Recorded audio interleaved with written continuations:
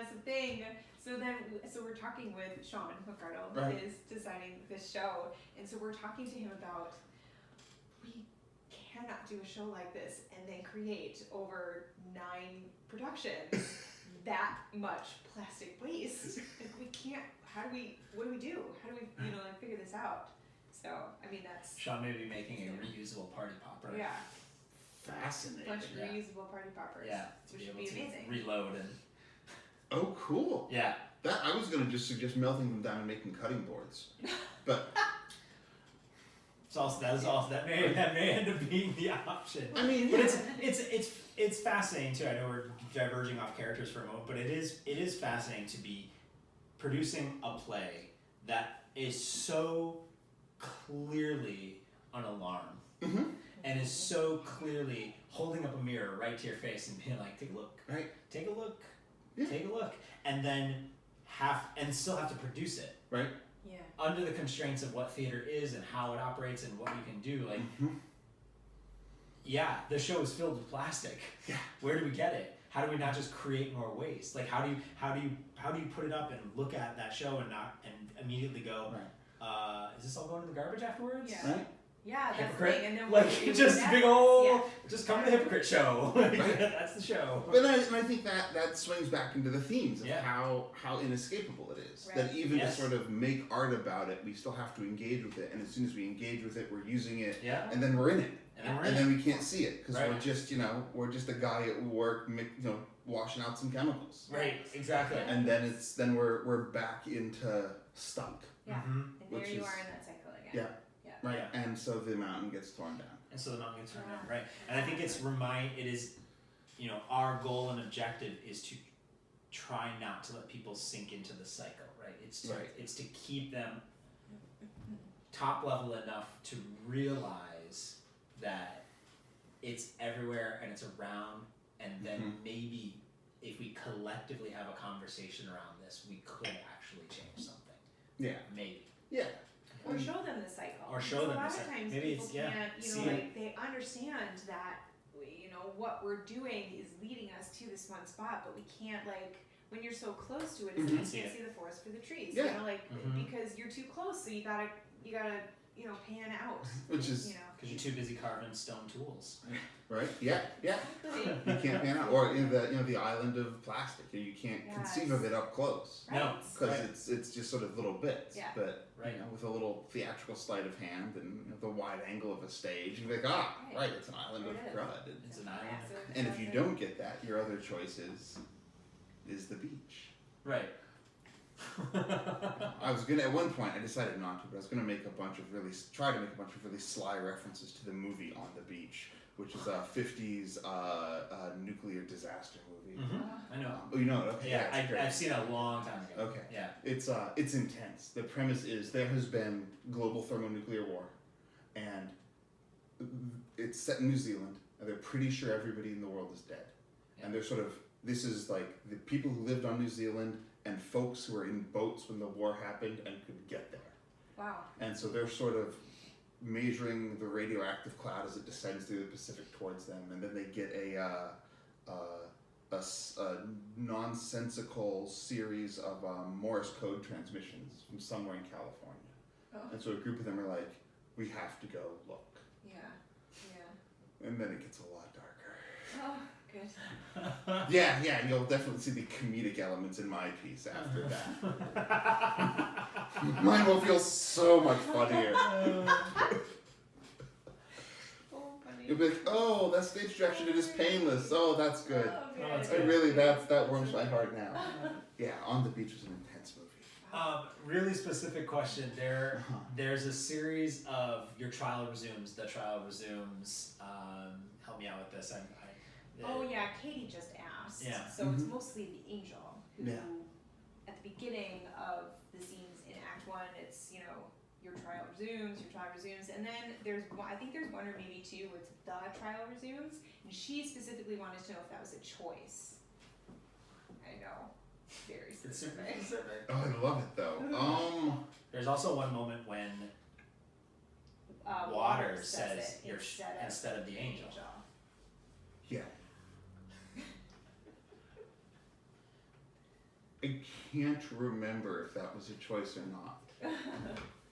And Katie is also a playwright, so she's like, I understand like the rewriting and like when you rewrite something and it just gets lost in the editing process of maybe they all were your trial resumes and then Right. so And then I changed. They might have all been one of the change to the other. yeah, exactly. Yeah, I am not sure off the top of my head. That's I would want to pull those specific moments up and look at them because it's Yeah. also the kind of sleight of hand bullshit I really like. Right, exactly, which is why we're like we hired them then. Right, and that's been funny to go because we didn't do table work at Autopia. We No. didn't, Yeah. and so we had this opportunity while we were waiting to kind of collect all the things and collect designers and get everybody. But we had this time early in the process where we could sit down with the actors and actually just like look at the script and talk through it line by line ish, and it was. Those things kept popping up, and some of them we were like, that might be a typo. That might just be Justin. I'm really not sure. I really can't Right? tell you. Sometimes Justin likes to make up his own words. Some like he, Occasionally, there's the occasional neologism. Yeah. You were not sure. I have a couple fake Latin words in the next play. Right. You'll know it. Are there fake Dutch words in this play? No, the Dutch words are all. They're all real Dutch words. They are as authentic as I could establish with the internet. Yes.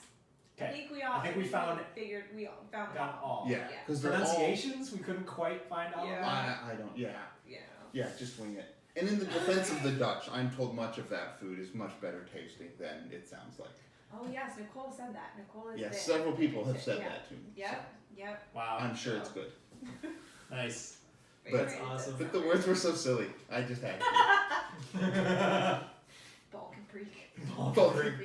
Balkan break. Right. And I would encourage you to go for the most playful, Scandinavian up versions. Belkenbrieg or. Yes. Usually, I'm making decisions because they're tying back to themes or tone. Mm-hmm. So they're very intentional towards those things. Because I think tone and theme are much more intimately related than we tend to give things credit for. Mm-hmm. So they're usually those two things are tied together very deeply, and often tone does a lot of work to hold my plays together. Mm-hmm. So they will feel random because it's not like in a conventional narrative. The action's usually tied immediately to something a character's directly physically doing. The guy gets up, goes to work, goes to his mistress's house, goes to the bar, comes home. There's a play. And it sort of makes sense in terms of what the character is doing. Mm-hmm. And so I'm sort of spinning out of that other tradition where narrative is built more around concept, built more around tone, and so the things that come in are the things that tie into that. Mm-hmm. So I mean, anybody could have been on the beach, but it sort of has to be the Dutch because they're the original colonizers or the original Western conquerors, and then how do they tie into all of this? Because they're clearly part of this sort of leitmotif. Well, these guys have to eat. There's really no food. This will let me heighten the sort of oh shit we're starving, because just saying oh shit we're starving isn't very good. Right. But I can set up the contrast between gross Dutch food and the things you can still harvest on Easter Island, which is kelp and sea urchins and maybe the occasional bird. There's not much there. There used to be, but not now. Yeah. Okay. So- Good. That makes sense. Yeah. That makes sense. Because it's Sounds not right. psychologically real. Right. And that's the thing that Mm. people. That's the big trap. Is that that we're so used to psychologically real characters, Mhm. and these are characters that only sort of appear to be psychologically real, and they're not. They're not. It's not representational art. They're not trying to look like real people. Right. Mm-hmm. And so then once that happens, real sort of plausible emotional motive goes out the window. And so they're now doing things for reasons that are tonal or conceptual or performative. Like you just lined up that great array for a narrative. I actually do the same thing with my students when I teach them this kind of theater. Okay. I'll line up 4 things on a desk and say, we've got a sequence, and when we arrange things in a sequence, and look at it over time, we get an emotional reaction to that. And I lay out some mundane things, and I say, this is just random stuff from my bag, and you don't have much of an emotional reaction. But if I replace one item with a handgun, you do. And I have not actually done that, but it's tempting. This last semester, really. I mean, I have tenure now. if you kill a student, they'll still sign up for your class, won't they? That's how. Maybe more so. Maybe more so. This is the guy who shot that dude. I hear if you don't make the cut, Mr. Maxwell's, he kills you. Oh my gosh. Well, that's good. That's a good way to describe it, because it was both challenging to do table work, but it was also kind of wonderful because you could see all of us sort of struggling with what was there, which is a good place to be when you're first coming out of script. I mean, you just don't. It's not easy. No. Your work is not. It's not easy at all. And it's made. I mean, there are a lot of challenges to approaching this. Act 1, nothing happens. That's not true. Yeah. They just don't go anywhere. Exactly. Yes. A lot of I'm being slightly flippant, but Yeah. I mean, All those beatings. all those, Right. all There's those a lot of beatings. action, So like violent there's a action. lot of violence. There's a lot of gun of violence. And we had the same thing with Autopia. I mean, they didn't Yeah. they yeah, didn't yeah. go anywhere. And so when you approach that as a director and you're like, okay, what do we?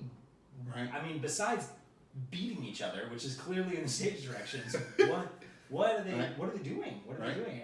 And we'll find it and explore it. But when you're sitting at the table just reading it and you're Right. like, this is funny and this is interesting, this is engaging, but we're And if you've spent Yeah. all your time looking at traditional narrative storytelling, yeah, you're looking for character motivation for action, and that's right, not what's here. right, exactly, You exactly. Right. I mean, There's a great we little. all still go watch Waiting for Godot. I mean, Yeah. it's, Oh, yeah. it's a great piece of theater. I think Will Eno's Tragedy of Tragedy is great for that. Mm-hmm. Where it's just the premise is that all of these, the 24-hour cable news cycle team is reporting on this great event that's happening without ever quite talking about it, and they're all very frantic, and they're all doing that very big, oh, it's something. And of course we eventually figure out it's nighttime and the sun is setting. Like a jogger goes by one of the reporters and they freak out. Somebody breaks into a person's house and they're not there because it's now dark and they've probably gone to bed. Right. Like, there's a noise upstairs. Oh, that's awesome.